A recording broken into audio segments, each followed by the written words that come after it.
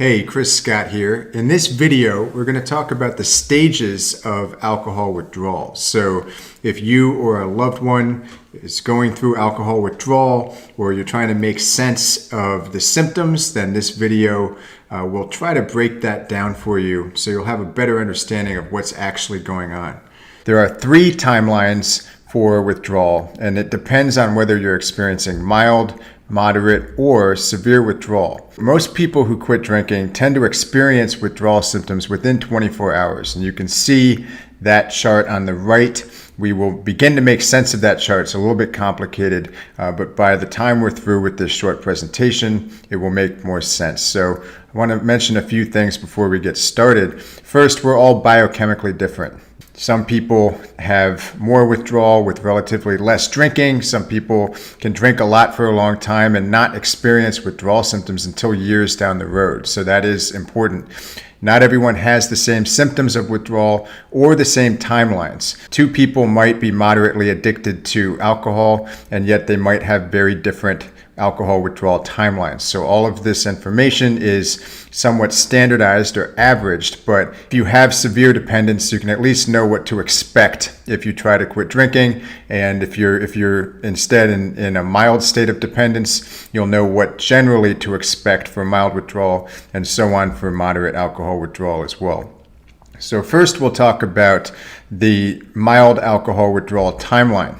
So the symptoms of mild alcohol withdrawal generally peak and go away within 24 hours. These symptoms tend to feel like exacerbated and extended hangover symptoms. So worse than your average hangover. You might feel unease or nausea. You might have some insomnia. You might find your hands shaking. When I used to quit drinking back in college or in the few years after college when I was definitely addicted, but my withdrawal symptoms were mild, I would have this tremor in my left hand. And my parents actually noticed it and asked me about it sometimes. I would have mild sweating as well. So I'd always have this like cold sweat on my forehead. And of course, I'd feel very fatigued. That's normal. And feeling bummed out, feeling mildly depressed is also normal for mild alcohol withdrawal. And so within those first few years in which I was dependent on alcohol, I'd cross that invisible line in which I'd become hooked and my body and my brain had become dependent on alcohol to function normally. I could get through the worst of it in 24 hours and get a fresh start if I wanted to. I didn't realize that this timeline would actually morph into the moderate alcohol withdrawal timeline, which we'll discuss next, because I didn't quit drinking. I wish I had quit drinking while I was ahead of the game and only had 24 hours or so to really suffer. So for moderate alcohol withdrawal, the symptoms generally peak and go away within 48 hours. And so these symptoms tend to be a bit more disturbing than mild alcohol withdrawal. The biggest one being increased blood pressure. So you might notice that your heart rate is a little bit higher than you're used to.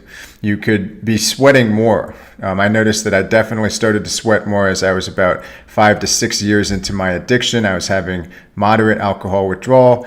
I was more anxious than, your average hangover sufferer tends to say, I feel horrible, I'm freaking out. They don't really understand what it's like to have actual moderate alcohol withdrawal, in which that anxiety is actually more like a sense of impending doom. And so the mood swings are worse. You might even have hypersensitive reflex responses. And when I was in my mid-20s, I would, after a particularly bad bender, for 2 or 3 days afterwards, I would feel like if I heard a loud sound or if someone said my name, I would it was almost like my reflex response was painful or jarring. And it was very disturbing. I didn't know what was going on. But we will in this presentation discuss the root causes of why these things happen. So last but not least, the severe alcohol withdrawal timeline is obviously a bit more intense. Symptoms peak around 72 hours, yet quitting can produce symptoms only a few hours after the last drink. These symptoms are more severe. They can include a fever, uncontrollable negative thoughts, hallucinations, full body seizures, which usually happen within 24 to 48 hours of the last drink, and of course delirium tremens, which is confusion. and hallucinations and a general sense of going crazy, which can last up to a week if it's untreated. Actually can last over a week. I've heard stories of people going through DTs for almost 2 weeks. And so if you have severe withdrawal, it's necessary to get treatment, which we will touch on in a second. But I reached severe alcohol withdrawal about 8 to 9 years after I had started drinking, and I'd always been able to take breaks throughout my mild and moderate dependence phases. I was able to take a week or two off. I could just get through the worst of the withdrawals. But by the time I became severely addicted to alcohol, it was like I just couldn't stop. If I tried to stop, I would get these horrific symptoms. It felt like I had someone tapping on my arm in the middle of the night. That's a tactile hallucination. I heard people calling my name in horrifying voices, and I knew that no one was there. And I even had visual hallucinations. I saw shadows jumping around in my bathroom, and this just terrified me. There was one night when I woke up in a cold sweat, in a complete panic, having hallucinations at about 4 a.m. I had to get up in 2 hours for work, and I put an end to the madness by drinking alcohol. I'd actually run out of vodka in my freezer, and the only thing I had left was bitters. I had a small bottle of bitters, and I chugged it, and I got some brief relief. And I actually went downstairs. I lived in a fancy apartment. I worked in finance, and we had this gym that was open 24/7. And I went down there, and I don't recommend doing this, by the way. I should have sought help immediately, but I went onto the elliptical, which had a blood pressure or a heart rate monitor on it. So I grabbed the bars for this elliptical just to see what my heart rate was, and my heart rate was over 200 beats per minute, which is insane. I was not doing anything except laying in my bed, feeling horrible. And I mean, to this day, if I do a really hard workout, it's hard for me to get my heart rate up to 200 beats per minute. So that was very dangerous. No wonder I was having hallucinations. At this point, I was drinking somewhere between a fifth of vodka to a handle of vodka every day. And that period only lasted a few months, thank God, because it wasn't sustainable. I'm sure I would have ended up dead if I'd kept that up. But this was, I didn't know it, but I was about to get it right and detox, and then discover all of the things that I discuss on my site, fit-recovery.com. So I want to give a warning for severe withdrawal. Severe withdrawal, as I've mentioned, can be fatal. So if you have those symptoms, make sure you get to a doctor. The doctor will probably prescribe a benzodiazepine or another drug such as a barbiturate, which will calm down your hyperactive brain, prevent seizures, and help you restore normal blood pressure. So you might be required to detox under medical supervision. It can be expensive, but it's worth it because your life is in danger. You don't want to mess around with severe alcohol withdrawal, trust me. And after you go through that and your system is somewhat stabilized from the acute withdrawal, you can then return and watch some of my other videos or use some free info at my website, and you'll find it to be very useful at that point. But I'm not a doctor. I don't play one on the internet. I cannot treat severe withdrawal. I've been there. I have compassion for you if that's what you're going through, but you don't want to mess around with that. So now hopefully you can make a bit more sense of this chart, which I showed in the beginning. And as you'll see, symptom intensity is on the y-axis, number of days is on the x-axis, so this goes up to 2 weeks. And the red area there is really for severe withdrawal. So if you're having severe withdrawal, you're most likely to have seizures, which can be very dangerous, within the first day to day and a half. And after that, as you can see, if you have severe withdrawal, you can end up with major withdrawals, or DTs, whose symptoms intensity can get very bad and be very miserable for a while. As you can see, it peaks within the first week, but it's very uncomfortable for a while if left untreated. And if you have mild alcohol withdrawal, then you feel pretty bad for 1 to 2 days, and then it tapers down over time. So those are the 3 timelines, and those are the stages of alcohol withdrawal. So something I want to mention is, this wasn't told me, but why does this happen? What's the root cause of alcohol withdrawal? And the fact is, Alcohol is a depressant that mimics GABA, which is our brain's primary calming neurotransmitter. I have a friend who likes to call it the brain's natural Valium. That's what GABA is. At the same time, alcohol suppresses glutamate, which is the brain's primary excitatory neurotransmitter. Glutamate increases electrical activity in the brain. And so you can see in that picture on the right, acute alcohol intoxication causes an increase in GABA activity and a decrease in glutamate activity. And alcohol withdrawal involves the opposite. So you can really think of GABA and glutamate as existing like on opposite sides of a seesaw. So if you stimulate GABA, you're suppressing glutamate. And if you increase glutamate activity, you're reducing GABA activity. So the problem is that if you're dependent on alcohol, your brain has adapted to the presence of alcohol. What does that mean? That means that in its baseline state, it has decreased its natural GABA activity and increased its glutamate activity. So that is not a good thing. What you end up when you quit, you end up with the perfect storm, which is called the glutamate rebound effect. This occurs in the midst of GABA deficiency, and so you feel horrible. You have electrical activity going crazy in your brain, and you don't have enough of the calming neurotransmitter to put a damper on that electrical activity. And so this happens to the extent of the severity of your addiction to alcohol, which does correlate with the amount you've drank and the length of time that you have drank alcohol for. Another question that I often get from my private clients and from visitors to my website is, why do these withdrawal episodes get worse over time?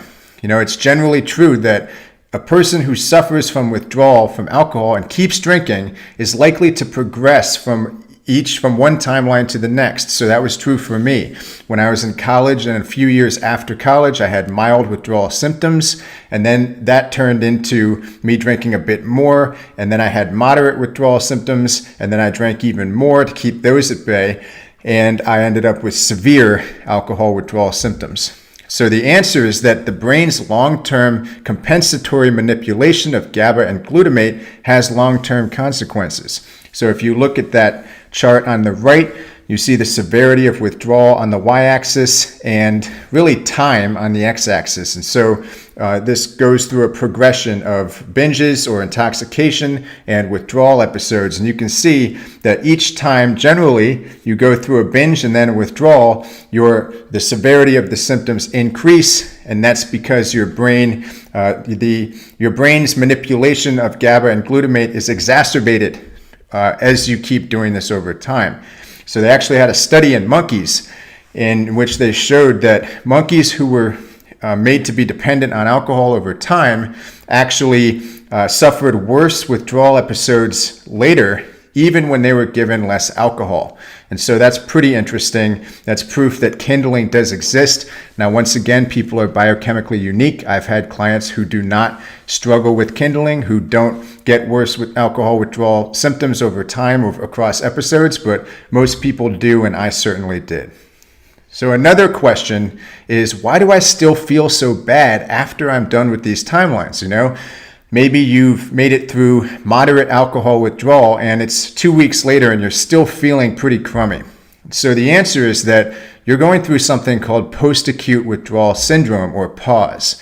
And that's discomfort that really results from alcohol's toxic effects and the deterioration of your brain chemistry caused by alcohol. So this discomfort can last for weeks, months, or even for years, depending on the severity of your drinking, if the underlying biochemical imbalances are not addressed. And so what are the symptoms of post-acute withdrawal? Well, alcohol cravings is one of the biggest ones, anxiety, depression, and insomnia. So these are the big symptoms of post-acute withdrawal. They're not as intense as the worst of acute withdrawal, but they are still very bothersome. And so the question is, what can I do to shorten post-acute withdrawal? If you can quit while you're ahead, as I wish I'd done, and implement these strategies, then you're going to be optimized in no time. And so here are some things you can do. Nutritional supplementation, using vitamins, minerals, amino acids, fatty acids, herbs, fixing your diet can help as well. Nutrition is a huge ignored pillar for addiction recovery, and it's really the key to feeling better during post-acute withdrawal. You'd think that the lesson we would take naturally from alcohol addiction is that what we put in our body matters, and if we're bombarding our system with toxin, with a poison, then we should take note that if that can make us feel that bad, well, then on the flip side, really optimizing our nutrition can make us feel amazing. And I'm living proof that that's true. Adequate rest and sleep is really important. And so alcohol, a lot of people think that alcohol helps them sleep or increases their sleep quality. Nothing could be further from the truth. There's a big difference between alcohol-induced unconsciousness, which is not really sleep, and serious good REM sleep, which you will get once you quit drinking. You might have to use some herbs, passion flower, L-theanine is an amino acid. CBD oil is really good for sleep as well. I've been using that since I discovered it, and I've slept even better than I did before. And I'm in my 5th year alcohol-free. Lots of emphasis should be put on sleep. Social support is also very important and can help to lessen post-acute withdrawal. I have a lot of people who like to think of alcohol addiction in terms of biochemistry, and that's great, but we are social creatures, and if you want to think about social support biochemically, then you could say that most drinkers, most very heavy drinkers who confine themselves and who live with their alcohol instead of with real people in their moments of free time, don't have enough oxytocin in their brain. So you're actually fixing and reversing an oxytocin deficiency and probably an endorphin and dopamine deficiency by getting social support, spending time with people after you quit drinking. Exercise is another awesome way to shorten post-acute withdrawal. Most people who are addicted to alcohol have EDS, or endorphin deficiency syndrome. Exercise will fix that, in conjunction with supplements such as DLPA, which provides precursors for endorphins. But exercise also rewires the brain. It facilitates neuroplasticity, which is our brain's amazing ability to rewire itself. Another strategy that is awesome after you make it through your particular timeline is to start building new neural pathways. So what I mean is just make other activities that are actually good for you habits. I like to say I got cross-addicted to exercise after I quit drinking, and that was one of the best things I ever did. It's not just that I got cross-addicted to cooking myself good meals, to making sure I wrote down lists of things I wanted to do in life that would actually be fulfilling, trying to help other people. I actually became a personal trainer after I quit drinking, and I was shocked at how much more fulfilled I felt just dealing with people on an everyday basis, and I'm an introvert. So, building new neural pathways is really important to make the alcohol neural pathway dissolve, and that's what's going to happen. That's what's really going to put an end to any post-acute withdrawal related issues that you have. But all of these strategies in conjunction are important. So, as I said, I wanted to keep this video fairly short, but if you have found this useful, please share it with someone who who might need it. Perhaps you're the person who needs it. At one point in time, I needed this video and it wasn't out there, so that's why I decided to make it today. But, I hope that you've taken something valuable from it. And if you did like it, please give me a thumbs up and subscribe to stay posted for more. I will have a lot more videos out very soon. I love doing this. So best of luck to you, and thanks for watching.